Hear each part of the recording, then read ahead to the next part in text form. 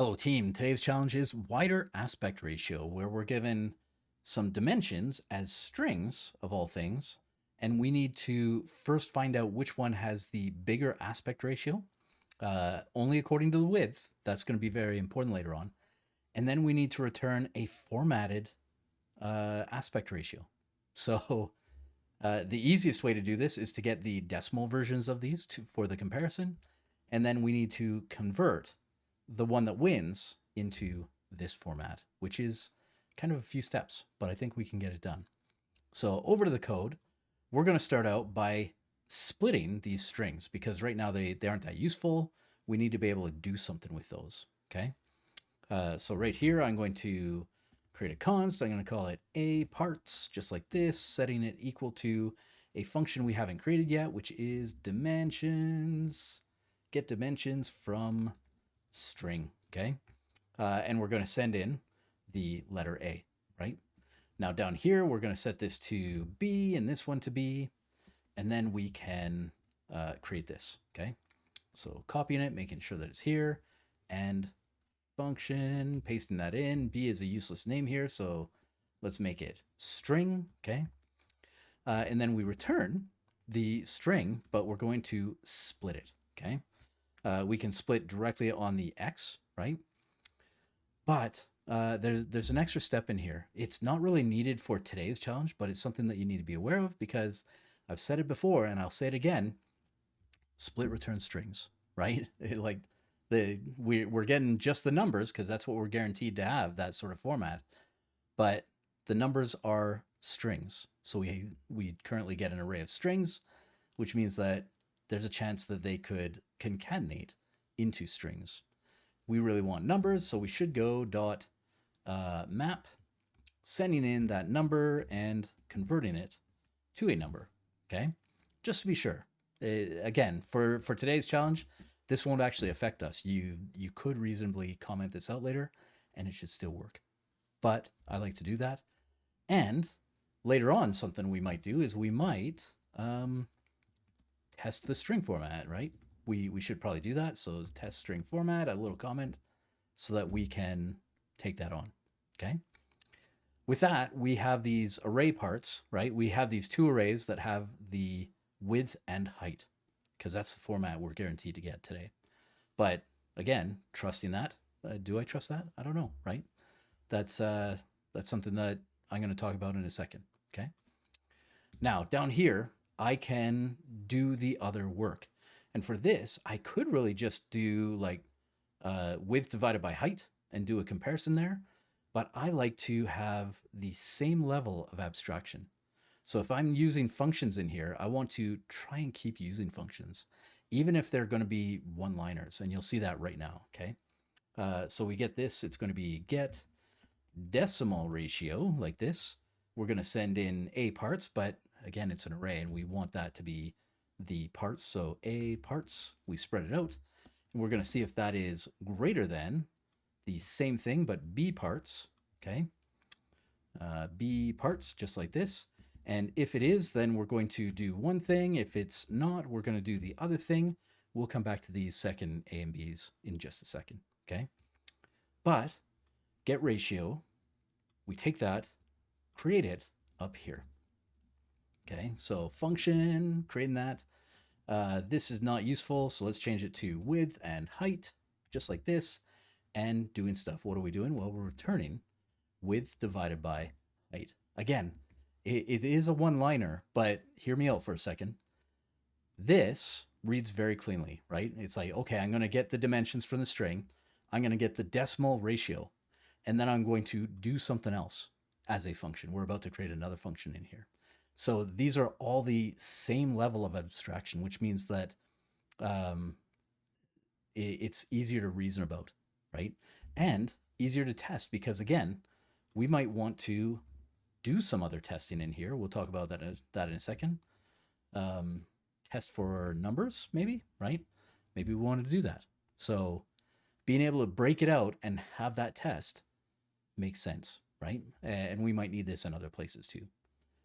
So with that, we are on to our last part, another function called get formatted ratio, right?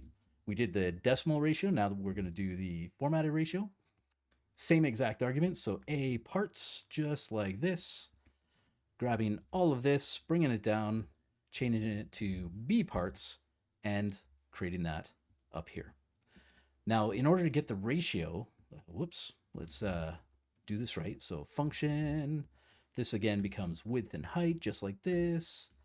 And in order to get the formatted ratio, the easiest way to do this is with something called greatest common divisor, which is totally a challenge that we took on in the past, right? That was a 2025 challenge, but I did put a video up, so I will link to that. And for that, to get that greatest common divisor, we use a little bit of math. It's something called the Euclidean algorithm. Now, I'm not going to go through that too heavily here, but that code, the code that came out of that video, again, definitely recommend watching it. It looked like this, right? Where we send in our X and Y, our width and height, and we cycle through these numbers until we get that greatest common divisor. And then we're going to use that greatest common divisor and alter these. So we will divide the width by that and the height by that, and that will be our formatted number. Okay. So with that, get GCD just like this. We can go const GCD equals get GCD from W and H, and then right here we return that formatted string. Okay. So right here it's going to be something followed by a colon followed by something. Okay. And again, this is just math. So it's the width divided by GCD and the height divided by GCD, just like this, GCD. And you might be curious why we aren't protecting against floats. Well, greatest common divisor doesn't really deal in floats, right? It deals in integers. So we're pretty much guaranteed for this to work. But if you really wanted to, you could round this. It's an extra step, but it's there.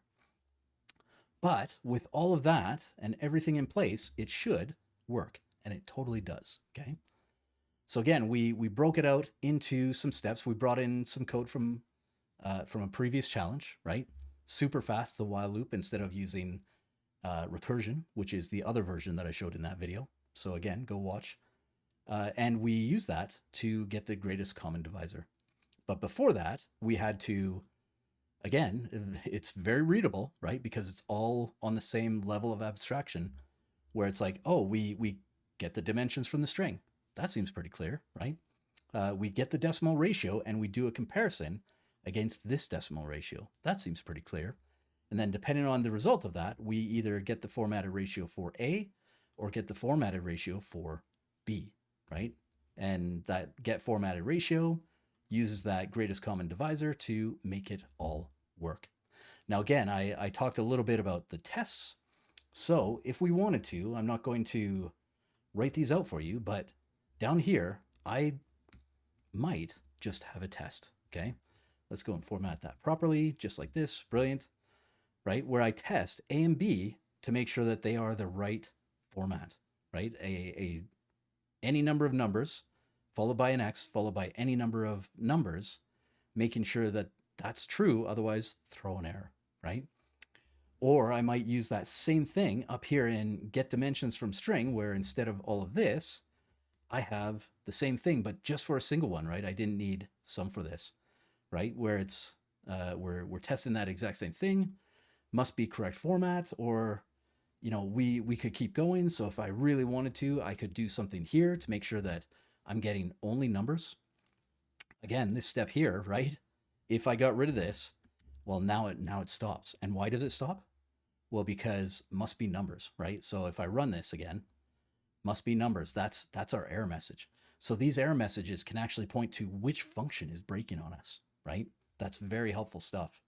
And that alone, even though it's extra work to set up these throws, these error states, it really helps with debugging, really helps to narrow down which one of these might actually be the problem. So in this case, I'm not getting numbers here. Why am I not getting numbers? Well, it's because of this. So it doesn't exactly point to the function that's breaking, but it does point to a solution, okay? At which point, now it's working again, okay?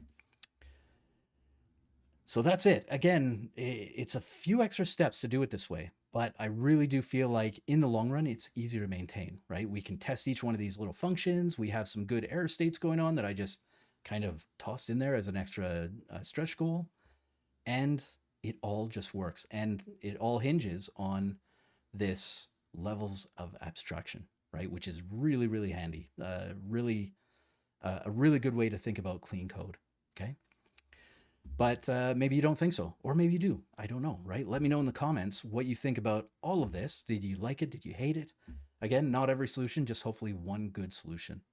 And I feel like we have a lot of good stuff going on in here. So if you disagree or you want to keep that conversation going, let me know, right? Keep it in the comments. Otherwise, this has been Wider Aspect Ratio, and I will see you tomorrow.